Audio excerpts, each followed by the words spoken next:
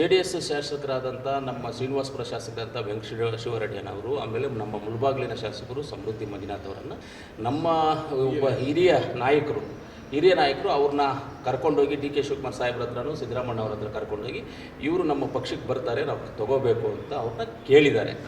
ಆ ಕೇಳಿರುವಾಗ ಹೌದಾ ಅಂತ ನಮ್ಮನ್ನೆಲ್ಲ ಮಾತಾಡಬೇಕಲ್ಲ ಆ ವಿಚಾರದಲ್ಲಿ. ನಮ್ಮ ಅಧ್ಯಕ್ಷರಾದಂಥ ನಮ್ಮ PCC ಅಧ್ಯಕ್ಷರು, ಪ್ರದೇಶ ಕಾಂಗ್ರೆಸ್ ಪಾರ್ಟಿ ಅಧ್ಯಕ್ಷರು ಡಿ ಕೆ ಶಿವಕುಮಾರ್ ಸಾಹೇಬರು ರಮೇಶ್ ಕುಮಾರ್ ಅವ್ರನ್ನ ಕರೆದಿದ್ದಾರೆ. ಅವರು ಕರೆದಿದ್ದಾರೆ ಅಥವಾ ಫೋನಲ್ಲಿ ಮಾತಾಡಿದ್ದಾರೆ ಗೊತ್ತಿಲ್ಲ, ಕರೆದು ಬಿಟ್ಟು ಕೇಳಿದ್ದಾರೆ, ನೋಡಪ್ಪ ಏನು ಸ್ವಾಮಿಗಳೇ ಈ ಥರ ವೆಂಕಟೇಶ್ವರ ಅವರು ನಮಗೆ ಪಕ್ಷಕ್ಕೆ ಬರ್ತೀನಿ ಅಂತ ಹೇಳಿದ್ದಾರೆ, ನಿಮ್ಮ ಒಪಿನಿಯನ್ ಏನು ಅಂತ ರಮೇಶ್ ಕುಮಾರ್ ಸ್ವಾಮಿಗಳನ್ನ ಕೇಳಿದ್ದಾರೆ.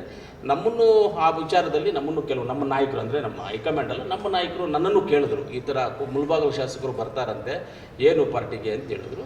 ಖಂಡಿತವಾಗ್ಲೂ ಸ್ವಾಗತವನ್ನು ಕೋರ್ತೀವಿ, ಅವ್ರು ನಮ್ಮ ಪಕ್ಷಕ್ಕೆ ಬರೋಕ್ಕಿದ್ರೆ ಸ್ವಾಗತವನ್ನು ಕೋರ್ತೀವಿ, ಅದರಲ್ಲಿ ಯಾವುದೇ ನಮ್ಮ ಅನುಮಾನ ಇಲ್ಲ. ಏನಾದರೂ ಬರೋಂಗಿದ್ರೆ ಅವರು ನಮ್ಮ ಪಾರ್ಲಿಮೆಂಟ್ ಎಲೆಕ್ಷನ್ ಒಳಗಡೆ ಬಂದರೆ ಚೆನ್ನಾಗಿರ್ತದೆ. ಯಾರು ಕರ್ಕೊಂಡು ಬಂದಿದ್ದಾರೋ ಅವ್ರ ಹತ್ರ ನೀವು ಕೇಳಿ, ಅವ್ರು ಕರ್ಕೊಂಬಂದು ನಿಮ್ಮ ಹತ್ರ ಬಿಟ್ಟಿದ್ದಾರಲ್ಲ ಅವ್ರನ್ನ ನೀವು ಕೇಳಿ, ಏನಂತ ಕೇಳಿ ಪಾರ್ಲಿಮೆಂಟ್ ಎಲೆಕ್ಷನ್ ಒಳಗಡೆ ಬರುವಂಥದ್ದನ್ನು ಮಾಡಿ ಅವ್ರನ್ನ. ಯಾಕಂದರೆ ಪಾರ್ಲಿಮೆಂಟ್ಗೆ ಉಪಯೋಗ ಆಗ್ತದೆ, ಅವ್ರದ್ದು ಓಟ್ ಇದ್ದೇ ಇರುತ್ತೆ, ಅವರು ಗೆದ್ದಿರುವಂಥವ್ರು ಶಾಸಕರು, ಹೌದು ಇದ್ದೇ ಇರುತ್ತೆ ಅಂತ ಹೇಳಿದ್ರು. ಆದರೂ ನಾವು ಏನು ಹೇಳಿದ್ವಿ ಅಂದರೆ ಖಂಡಿತವಾಗ್ಲೂ ಅವ್ರೇನಾದರೂ ಬಂದರೆ ಇವಾಗ ನಮ್ಮ ಪಕ್ಷಕ್ಕೆ ಅವ್ರು ರಿಸೈನ್ ಮಾಡಲೇಬೇಕಾಗ್ತದೆ. ಯಾರು ಇಬ್ಬರು ಶಾಸಕರು ರಿಸೈನ್ ಮಾಡಬೇಕಾಗ್ತದೆ. ಅವರೇನಾದರೂ ರಿಸೈನ್ ಮಾಡಿ ನಮ್ಮ ಪಾರ್ಟಿಗೆ ಏನಾದರೂ ಬಂದರೆ 100% ಆಗಿ ಶ್ರೀನಿವಾಸಪುರದಲ್ಲಿ ವೆಂಕಟ ಶಿವಾರೆಡ್ಡಿ ಅವರಿಗೆ ರಮೇಶ್ ಕುಮಾರ್ ಅವರನ್ನು ಸೂಚಕರಾಗಿ ನಾವು ಮಾಡ್ತೀವಿ. ಸೂಚಕರಾಗಬೇಕಲ್ಲ, ಅರ್ಜಿಗೆ ಸೂಚಕರಾಗಬೇಕಲ್ಲ. ರಮೇಶ್ ಕುಮಾರ್ ಅವರನ್ನು ವೆಂಕಟ ಶಿವಾರೆಡ್ಡಿ ಅವರಿಗೆ ಕಾಂಗ್ರೆಸ್ ಪಕ್ಷದಿಂದ ಬಿ ಫಾರಂ ಕೊಟ್ಟು ಅವರಿಗೆ ನಮ್ಮ ಹೈಕಮಾಂಡ್ ಒಪ್ಕೊಂಡಿದ್ದಾರೆ. ಕೊಟ್ಟು ರಮೇಶ್ ಕುಮಾರ್ ಅವರ ನೇತೃತ್ವದಲ್ಲೇ ಚುನಾವಣೆಯನ್ನು ಮಾಡ್ತೀವಿ. ರಮೇಶ್ ಕುಮಾರ್ ಅವರೇ ಅವರಿಗೆ ಸೂಚಕರಾಗಿ ಸೈನ್ ಆಗ್ತಾರೆ. ಮುಳಬಾಗಿಲು ಶಾಸಕರೇನಾದರೂ ನಮ್ಮ ಪಕ್ಷಕ್ಕೆ ಬರಂಗಿದ್ರೆ ನಾವು ಸ್ವಾಗತ ಕೋರ್ತೀವಿ, ಯಾವುದೇ ರೀತಿಯಲ್ಲಿ ಏನೂ ಇಲ್ಲ. ಅವರೇನಾದರೂ ಬಂದರೆ ಮುಳಬಾಗಿಲು ಶಾಸಕರಿಗೆ ನಾನೇ ಸೂಚಕನಾಗಿ, ನಾನು ಕೊತ್ತೂರು ಮಂಜು ನಾನೇ ಸೂಚಕನಾಗಿ, ಯಾಕಂದರೆ ನಾನು ಮುಳಬಾಗಿಲಲ್ಲಿ ಲೋಕಲ್ ವೋಟರ್, ನನಗೆ ನಮ್ಮ ಮರೇರು ಬೂತಲ್ಲಿ, ಕೊತ್ತೂರು ರಾಮಾಪುರ ಮರೇರು ಬೂತಲ್ಲಿ ನನ್ನ ವೋಟರ್ ಲಿಸ್ಟಲ್ಲಿ ನನ್ನ ಹೆಸರಿರೋದ್ರಿಂದ ನಾನೇ ಸೂಚಕನಾಗಿ ಅವ್ರಿಗೆ ಸೂಚಕರಾಕಿ ಅವ್ರ ಜೊತೆಯಲ್ಲಿ ನಾನು ಎಲೆಕ್ಷನ್ ಮಾಡುವಂಥ ಕೆಲಸ ಮಾಡಿ ಇವರನ್ನು ಗೆಲ್ಲಿಸುವಂಥ ಕೆಲಸ ಮಾಡ್ತೀವಿ ನಾವು.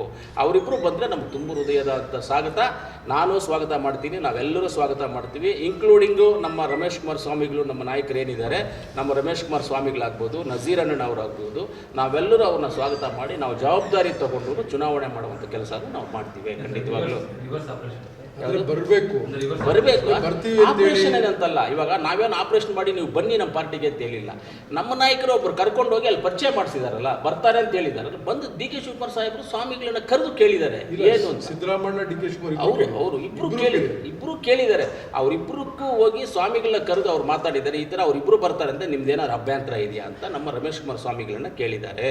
ರಮೇಶ್ ಕುಮಾರ್ ಸ್ವಾಮಿಗಳ ಒಪಿನಿಯನ್ ಒಂದೇ, ಖಂಡಿತವಾಗಲೂ ನನಗೆ ವ್ಯಕ್ತಿತ್ವಕ್ಕಿತ್ತು ನನ್ನ ಪಕ್ಷ ನನಗೆ ಮುಖ್ಯ, ನನ್ನ ಪಕ್ಷ ಆಡಳಿತ ಬರಬೇಕು, ನನ್ನ ಪಕ್ಷದ MP ಜಾಸ್ತಿ ಜನ ಗೆಲ್ಲಬೇಕು ನಮಗೆ, ಅದರಿಂದ ಯಾವುದೇ ಕಾರಣಕ್ಕೂ ನನ್ನ ವಿರೋಧ ಇದರಲ್ಲಿ ಇಲ್ಲ.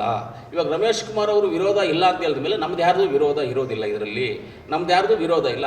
ಅವ್ರು ಬಂದರೆ ನಾನೇ ಹೇಳ್ತಾ ಇದ್ದೀನಿ ನೋಡಿ, ಖುದ್ದಾಗಿ ಇದು ಜ್ಞಾಪಕ ಮಾಡ್ಕೊಳ್ಳಿ, ವೆಂಕಟೇಶ್ವರ ರೆಡ್ಡಿ ಅವರು ಏನಾದರೂ ಬಂದರೆ ಅವರು ರಿಸೈನ್ ಮಾಡೇ ಬರಬೇಕು ಪಾಪ, ಯಾಕಂದರೆ ಅದು ಸಂವಿಧಾನದ ಪಕ್ಷ ಕಾಯ್ದೆ ಇರುತ್ತೆ.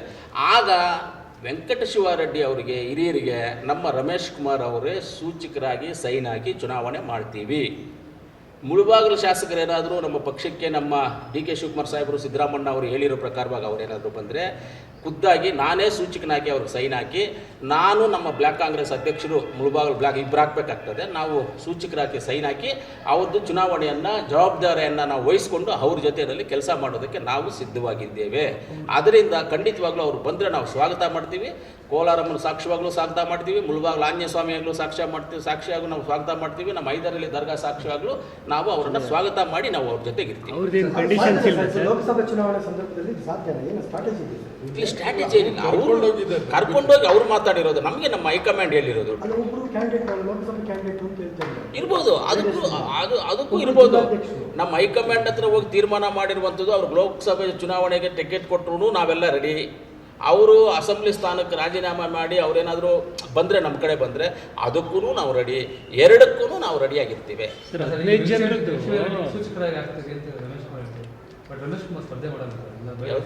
ಅವ್ರು ಹೆಂಗ್ ಮಾಡಕ್ಕಾಗತ್ತೆ? ಅವ್ರು ಹೆಂಗ್ ಮಾಡ್ತಾರೆ? ಪಕ್ಷ ತೀರ್ಮಾನ ತಗೊಂಡ್ಮೇಲೆ ಅವರು ಪಕ್ಷ ತೀರ್ಮಾನ ತಗೊಂಡ್ಮೇಲೆ ರಮೇಶ್ ಕುಮಾರ್ ಸ್ವಾಮಿಗಳು ಒಪ್ಕೋಬೇಕು, ನಾನು ಒಪ್ಕೋಬೇಕು, ಎಲ್ಲ ಒಪ್ಬೇಕು, ನಮ್ಮ ಪಕ್ಷದ ಹೈಕಮಾಂಡ್, ನಮ್ಮ ಜಿಲ್ಲಾಧ್ಯಕ್ಷರು, ನಮ್ಮ ನಜೀರ್ ಎಲ್ಲರೂ ಒಪ್ಕೋಬೇಕು. ಈಗಾಗಲೇ ಒಂದು ಸುತ್ತಿನ ಚರ್ಚೆ ರಮೇಶ್ ಕುಮಾರ್ ಅವ್ರ ಹತ್ರನೂ ಆಗಿದೆ, ಕೊತ್ತೂರು ಮಂಜು ಅವ್ರ ಹತ್ರನೂ ಆಗಿದೆ. ಸರ್ ನೀವೇನೋ ಕೋಲಾರ ಕ್ಷೇತ್ರನ ಆಯ್ಕೆ ಮಾಡ್ಕೊಂಡಿದ್ದೀವಿ, ರಮೇಶ್ ಕುಮಾರ್ ಅವರು ದೀಕ್ಷೆ ತಗೋತಾರೆ ಸರ್ ಇವಾಗ? ಇಲ್ಲ, ಬೇರೆ, ಅದು ಮುಂದೆ ಪಕ್ಷ ತೀರ್ಮಾನ ಮಾಡ್ತದೆ. ಮುಂದೆ ಪಕ್ಷ ತೀರ್ಮಾನ ಕೊಡುತ್ತೆ. ಒಂದು ವೇಳೆ ರಮೇಶ್ ಕುಮಾರ್ ಸ್ವಾಮಿಗಳಿಗೆ ಮುಂದಿನ ತಿಂಗಳಲ್ಲಿ MLC ಮಾಡ್ಬೋದು, ರಾಜ್ಯಸಭಾ ಮೆಂಬರ್ ಮಾಡ್ಬೋದು, ಏನಾದರೂ ಮಾಡ್ಬೋದು. ಪಕ್ಷ ವೆಂಕಟೇಶ್ವರ ಅವರು ಬಿಟ್ಕೊಟ್ರೆ ಅದು ಪಕ್ಷ ತೀರ್ಮಾನ ಮಾಡುತ್ತೆ. ಪಕ್ಷ ಇವಾಗ ತೀರ್ಮಾನ ಏನು, ಅವ್ರು ಬಂದರೆ ಅವ್ರಿಗೆ ಅಲ್ಲಿ ಶ್ರೀನಿವಾಸಪುರದಲ್ಲಿ ಅಕಾಮಿಡೇಷನ್ ಮಾಡ್ಕೊಡ್ತೀವಿ, ಇವ್ರು ಮುಳಬಾಗ್ಲು ಅಕಾಮಿಡೇಷನ್ ಮಾಡ್ತೀವಿ ಅಂತ ಹೇಳಿದ್ದಾರೆ.